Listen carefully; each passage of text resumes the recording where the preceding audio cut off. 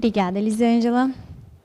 Bom, agora eu vou convidar todos os professores aqui presentes, incluindo o professor Adriano, que é professor aqui da FEC, da Engenharia Civil, Arquitetura e Urbanismo, e a professora Luana, também, é uma professora nova aqui da faculdade, para compor as cadeiras para o nosso debate.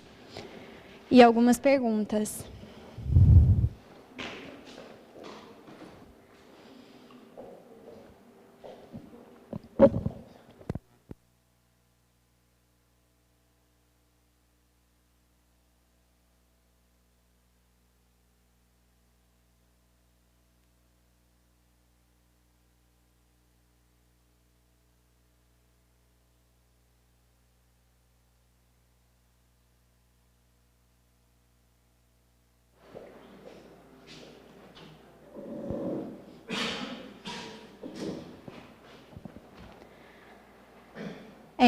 Nós temos o nosso aplicativo aqui, mas a gente também, quem quiser perguntar agora, é só levantar a mão, eu passo o microfone. Alguma pergunta aqui da plateia? Bom, eu tenho então, que é o professor Mierza. Eu vi que na sua apresentação do tratamento em escala de laboratório, vocês colocaram um sistema de oxidação, de fotooxidação. Por que vocês... no meu mestrado, eu trabalhei com processos oxidativos avançados e eu senti uma relutância do pessoal de tratamento de esgoto, principalmente, em usar esse sistema de tratamento, esse processo oxidativo. Eu queria saber por que vocês adotaram esse sistema de oxidação por luz UV e se você já não pensou em usar, sei lá, adicionar um peróxido de hidrogênio para aumentar a eficiência do processo. Bom, obrigado pela pergunta. Na verdade, sim, aquele sistema, o objetivo dele é produzir água potável a partir do efluente secundário, né, de uma ET, que é terciária. Aquele sistema UV, a gente tem um UV preliminar, que é para proteger a unidade de osmose, que é só para fazer desinfecção ou inativação de bactéria heterotrófica. E aquele outro UV, ele é com peróxido, eu esqueci de falar. Ele é um UV peróxido. Bom, por que nós usamos ele? Então, como eu disse, a gente testou 4 arranjos, né? Osmose carvão ativado, osmose... todos eles seguidos de desinfecção depois. Então, o que nós observamos foi o seguinte. Nós fizemos teste de toxicidade química por Vibrio Fischer para ver a quimioluminescência. Então acontecia que o permeado da osmose não dava toxicidade, quando clorava dava. Aí nós achamos, bom, pode ser o cloro. Aí nós fizemos com carvão, né, osmose, carvão é a mesma coisa. Quando nós passamos pelo equipamento de oxidação fotoquímica, não deu toxicidade com cloro. Então significa que no efluente tinha algum contaminante que ele reagia com cloro e atribuía atividade. Então por isso que nós estamos utilizando, foi previsto, né, para justamente avaliar isso, mas a ideia é remover algum contaminante que não foi detectado, né, pelos métodos analíticos convencionais. Tá? Obrigada. Mais alguma pergunta aqui? Então, eu vou fazer algumas perguntas aqui do aplicativo. Tem uma também para o professor, mas sintam-se à vontade a responderem, a complementar. Professor, você já usou membranas geossintéticas para sistemas MBR? Qual a sua opinião sobre essa possibilidade de aplicação desse material? Bom, eu exatamente não, mas eu trabalho em parceria com um professor que é da biologia lá da USP, que é o professor René Schneider. Hoje ele está no departamento de engenharia química, mas ele fez um estudo para usar essas membranas para criar biofilme, né, e fazer o tratamento complementar. Os resultados que ele obteve foram favoráveis. Eu não sei como andou a pesquisa, mas ele testou. Eu particularmente não testei, mas ele testou para MBR, ao invés de usar a membrana, esse geotêxtil, né, para suporte para biofilme.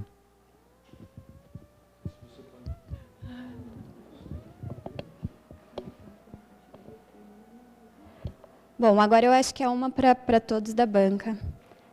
Sobre o reuso, não seria mais viável se fazer o indireto ao invés de membranas? Eu vou ser suspeito para responder, mas vocês podem responder primeiro, o que vocês acham. Bom, do ponto de vista de engenharia, qual que é a ideia? O que a gente avaliou? A gente fez um projeto com a Comunidade Europeia de avaliar o reuso para grandes regiões metropolitanas. Bom, qual o problema do reuso indireto?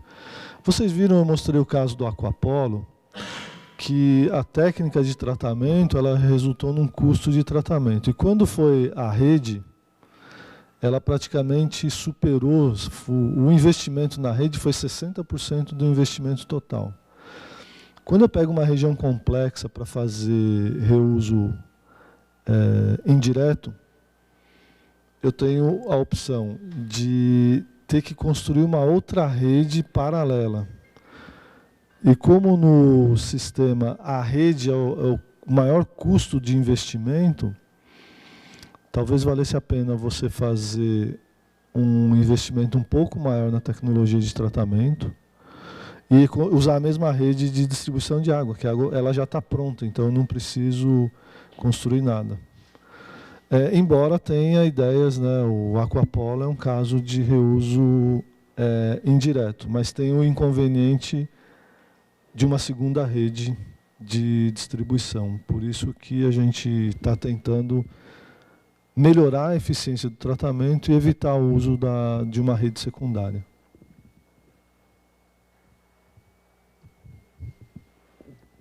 Bom, aqui tem uma para a Bruna e para o professor Adriano, que é sobre sistemas anaeróbios. Quais são as inovações para sistemas anaeróbios em relação à nitrificação e desnitrificação? Bom, inovações na parte de nitrificação e desnitrificação, na verdade, faz bastante tempo que eu não atuo, então não sei dizer muito bem o que tem de tão inovador na parte de nitrificação e desnitrificação. O que eu conheço muito é daquela empresa que eu apresentei, Bioproge, que eles fazem todo um sistema de tratamento de esgoto sanitário, desde o início até o fim. O que funcionou muito bem no sistema deles foram esse sistema de reatores de leito fixo, e eles utilizavam um sistema, um reator só, mas que tinha a parte de nitrificação, eu não lembro se era embaixo ou se era em cima. Eu sei que esse esquema de reator funcionava muito bem, que ele tinha os dois sistemas. Eu acho que a nitrificação ficava em cima e a desnitrificação ficava embaixo. E ele tinha um sistema de aeração, que só ia, lógico, para a parte de nitrificação e não para a desnitrificação. E ele funcionava muito bem e era muito compacto, porque era um reator só, vertical, e tinha uma boa eficiência para remover o nitrogênio. Então, é isso que eu mais conheço nessa parte de remoção de nitrogênio, que seja mais inovador e que está tendo aplicação. Inclusive, eu acho que é esse sistema que está sendo utilizado lá na ET, em Itaipu, e está funcionando com sucesso. Bom, acho que desnitrificação em reator anaeróbio, você tem que fazer sempre a composição com um reator aeróbio, né? E talvez uma coisa nova que está nova, não é tão nova assim, que vem da década de 90, que é as bactérias anamox aí que estão começando a ser empregados, né? Mas no Brasil, pelo menos em tratamento de esgoto, isso é pouco comum. Tem alguns estudos que a gente está começando aqui na Unicamp. E aí, como até os três palestrantes aqui, acho que a ideia é mais questioná-los um pouquinho mais aí. Eu gostaria de do Mierzo aí, aliás, aqui comentando sobre a Semana de Saneamento e Ambiente, ontem o Tuca falou, mas acho que é importante reforçar isso. Para nós, professores, acho que é extremamente interessante, porque, por exemplo, o Mierzo eu conhecia por trabalhos, às vezes por alguma coisa na televisão. E pessoalmente é a primeira vez que eu conheço. A Bruna, como eu disse, ela está aqui do nosso lado, eu não sabia que ela trabalha com anaeróbio, que é uma linha de pesquisa nossa aqui. E a Elisângela é uma surpresa interessante, porque é uma empresa que atua no setor de microbiologia ligado a efluentes, né? E acho que é interessante a gente começar e ter essas parcerias, né? E toda essa organização aqui é importante que se ressalte, que é dos alunos. Os professores, acho que tiveram uma participação mínima em tudo isso. E acho que é por isso que está bem organizado, né? E aí, voltando a essa questão de questionamento, aqui na Unicamp a gente trabalha com, aqui na Engenharia Civil, com anaeróbios. E eu vi alguns trabalhos, algumas coisas novas que ligam membranas e reatores anaeróbios. Eu queria saber se eu poderia fazer algum comentário sobre isso. Bom, esse é um tema interessante, porque hoje está se discutindo, por exemplo, aqui no Brasil a gente não conseguiu implantar lodos ativados, né, por exemplo, mas nos Estados Unidos e na Europa eles já estão querendo acabar com lodos ativados, né? Se vocês pegarem a última edição do Metcalfe Eddy, né, que é o livro Bíblia de Saneamento, vocês vão ver que eles têm um capítulo 18 dedicado a um novo conceito que é de recuperação de recursos. E eu estava até comentando, né, que a gente está tentando desenvolver um projeto temático, e até falei, né, com a Bruna aí de participar, que é de recuperação de recursos. É mudar a abordagem de saneamento, ao invés de só ter o saneamento como gasto por conta da energia para a aeração, é a gente entender que no esgoto tem uma grande quantidade de recursos. Porque não faz sentido, por exemplo, eu gastar energia para queimar energia, que é o que eu faço. Eu comprimo ar, injeto no reator para degradar a energia, às custas dos micro-organismos. Então, o que a gente está vendo é que o anaeróbio vai ter um papel fundamental, né, nessa prática, junto com as outras tecnologias de membrana. Qual a ideia? Você concentrar a matéria orgânica que tem no esgoto, por conta de... ele está muito diluído para ser aproveitado, né? A matéria orgânica no esgoto ainda está muito diluída para ser usada para a produção de energia. Então, você pré-concentra usando processos físicos e usa o sistema anaeróbio para incrementar a produção de gás e gerar energia. A própria energia que é gerada, você pode operar os sistemas de membrana e sobra um excedente ainda para você colocar na rede. Então, esse é um temático que a gente está tentando montar, né, com a UFABC, nós ali da Poli, e até convidar aqui da Unicamp, se alguém tivesse interesse, para poder participar. E a membrana tem um papel fundamental, mesmo no anaeróbio, que aí eu posso clarificar, né, o efluente, né, do anaeróbio por membranas, que aí melhora. A ideia aí você pega, não faz desnitrificação, ou faz, e usa no anamox, um anamox na frente, onde você tem uma carga, né, de nitrogênio mais alta. E aí é um professor que fez doutorado em São Carlos e que está lá na Poli conosco agora, que está trabalhando com esse conceito. Então, a ideia é usar toda essa combinação tecnológica para o conceito de recuperação de recursos, né? Mais ou menos isso, em resumo. Posso completar uma pergunta? A respeito da pergunta sobre nitrificação e denitrificação. Bom, o que tem sido feito lá na empresa, na área de biotecnologia, a gente está bioaumentando essas bactérias, né? Ainda não sabemos se são anamox ou não, por conta de falta de identificação. Então, o que foi feito foi selecionadas algumas bactérias do próprio efluente, com uma alta quantidade de amônia, 2.000 miligramas por litro, e assim, foram feitos isolamentos de bactérias e cada dia que se passava se introduzia mais amônia ainda. E no final de 10 dias a gente coletou a amostra e isolou algumas bactérias de um efluente totalmente com muita amônia. E aí foi feito isolamento, foi utilizado meios de culturas próprios para bactérias nitrificantes e desnitrificantes, e a gente separou, isolou, inoculou e liofilizamos, fizemos um pozinho e estamos aplicando no laboratório para o próprio efluente, né? Então a gente está tendo um bom resultado de remoção de amônia da faixa de 60%, mas ainda para 2000 é pouco, mas realmente 60% de redução de amônia é uma coisa que deve se levar em consideração. E a parte de denitrificação também. Então, a gente isolou 2 bactérias em condições extremas e fizemos esses pozinhos, né? Eu estou nessa parte na empresa, porque geralmente na empresa não se trabalha muito com biotecnologia. Então, eu fui convidada para iniciar esse trabalho nessa empresa, para começar uma utilização. Então, na realidade, sem parceria com a universidade, por isso que a gente não conseguiu identificar as bactérias ainda, estou procurando, né, para saber quais são as bactérias, porque até aí, para você patentear um produto, é bom você ter o nome dos micro-organismos que estão trabalhando, ver se eles não são patogênicos, né? Mas, enfim, essa parte de biotecnologia está dando um bom resultado. Posso complementar também? Eu queria só complementar no sentido do que o professor Mierza estava falando, com relação ao esgoto sanitário. E nesse contexto de transformar essa parte de saneamento não só em gasto, mas em retorno econômico. Como o esgoto tem um teor de matéria orgânica não tão alto, então o potencial para produzir biogás, para produzir energia, não é tão alto assim. Então, teria que fazer uma prévia concentração. Ou, então, aí poderia entrar o conceito de codigestão. A gente poderia utilizar um outro substrato que tem um teor de matéria orgânica maior.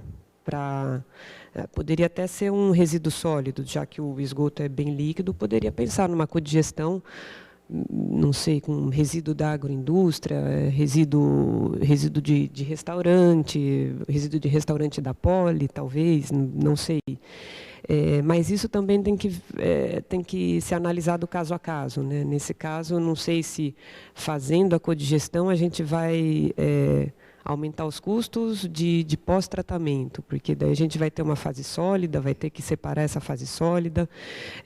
Então, teria que ser feita uma análise econômica, e não tem como fugir disso, né, para ver o que compensa mais. Será que é concentrar o esgoto?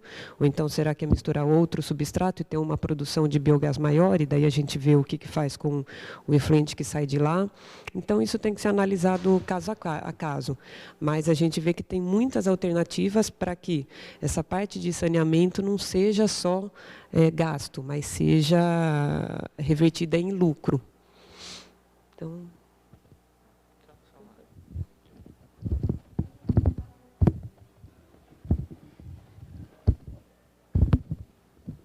Eu só queria complementar, porque o Adriano comentou da Namox, né? A gente estava falando de redução de custos também. Talvez não só visando o lucro, mas também a redução de custos. Então, no caso do Anamox, que a gente tem, para a remoção de nutrientes, principalmente do nitrogênio, então nós temos que, pode ser diminuir o que você vai inserir de oxigênio, ou seja, o custo de energia, para depois você conseguir remover esse nitrogênio. Então, não necessariamente você fazer a nitrificação e a desnitrificação, ou seja, transformar a amônia inteira em nitrato, então, usar realmente a energia total para ser convertido, mas tentar controlar esse reator para ser produzido só o nitrito e talvez utilizar a bactéria Anamox nos nossos reatores, né? Eu até tinha comentado no intervalo com o professor. A gente tem uma pesquisa, eu participei um pouco de uma pesquisa com membranas, e era inserida, então, a amônia, a gente tinha a transformação inteira de amônia a nitrito. Então, isso é interessante com o controle do oxigênio no reator, para depois a gente poder utilizar isso na bactéria Anamox. E aí, como o Adriano comentou, talvez não só o uso de anaeróbio, né, mas sempre tem que ter a parte aeróbia aí, mas talvez visando a redução de custo com a aplicação do oxigênio, né? A inserção de oxigênio.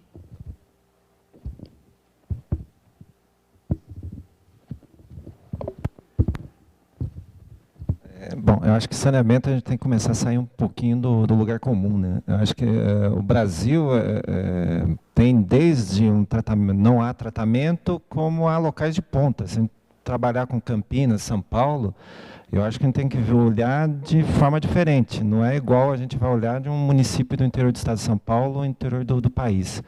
E aí eu acredito que tem que haver uma participação do Estado. Acho que as empresas de saneamento têm que começar a olhar um pouquinho para o futuro. E o futuro é essa questão, tratar o esgoto como uma fonte de recursos. E o que a gente às vezes percebe é que a universidade tem esse pensamento, no entanto, as empresas de saneamento elas olham exclusivamente para a legislação e deixam de ver isso como um negócio futuro. Então, eu acho que é importante também, acho que nesses eventos, as empresas de saneamento também começarem a participar. E eu queria uma pergunta para a Bruna. Em algum ponto você citou que essa questão da biodigestão ou codigestão da vinhaça. Em algum momento, eu fazendo digerir a vinhaça com algum resíduo com estrume que você citou. Em algum momento, nesse caso aí, o usineiro ele não está ganhando um recurso, vamos dizer assim. Ou já foi feita alguma avaliação da vinhaça digerida mais benéfica para o solo que a vinhaça não digerida. Então, tem algum estudo sobre isso? Sim, na verdade tem até um estudo que eu fiz durante o pós-doutorado, porque a ideia era essa, né? Eu queria vender essa ideia de fazer biogás da vinhaça, só que toda vez que ia apresentar esse projeto, essa ideia para alguma empresa, para usineiro, todos respondiam, mas o problema da vinhaça está resolvido, ela é fertilizante, eu jogo ela no solo, ela faz bem para a plantinha lá, por que eu vou fazer biodigestão dela, né? Aí a gente ficava na mesma tecla. Não, mas você não vai perder o fertilizante, porque o biogás que você vai extrair da vinhaça é só a matéria orgânica. A parte de nutrientes vai continuar lá. Então, não vai afetar o fornecimento de nutrientes para as plantas. Isso eu trabalhei junto com o pessoal do CTBE, aqui do Laboratório de Bioetanol. E lá eles têm uma área agrícola, porque eu não sou da área agrícola, então não posso falar com tanta propriedade se os nutrientes da vinhaça biodigerida são bons, tão bons quanto o da vinhaça in natura. Mas o pessoal da agrícola lá me disse que eles são até melhores, porque o nitrogênio, quando você faz a biodigestão, ele vai estar na forma inorgânica, ele vai estar mais biodisponível para a planta do que se ele tivesse nitrogênio na forma orgânica. E a parte de potássio, que é mais importante, não ia ser alterada. Então, quanto ao benefício para a planta, não haveria problemas em aplicar a biodigerida. O estudo que eu fiz para comparar as vantagens foi com base em emissão de gases de efeito estufa. Então, eu fiz experimentos em bancada, não foi em campo, comparando a aplicação de vinhaça in natura e em vinhaça biodigerida no solo. A vinhaça in natura, na verdade, ela teve muito mais impacto no solo com relação à emissão de N2O e não emissão de metano no solo, que era o que a gente esperava. Vai jogar vinhaça, vai ter matéria orgânica, vai emitir metano. Não, no solo emitia N2O, ao passo que a vinhaça biodigerida não emitia. E isso foi muito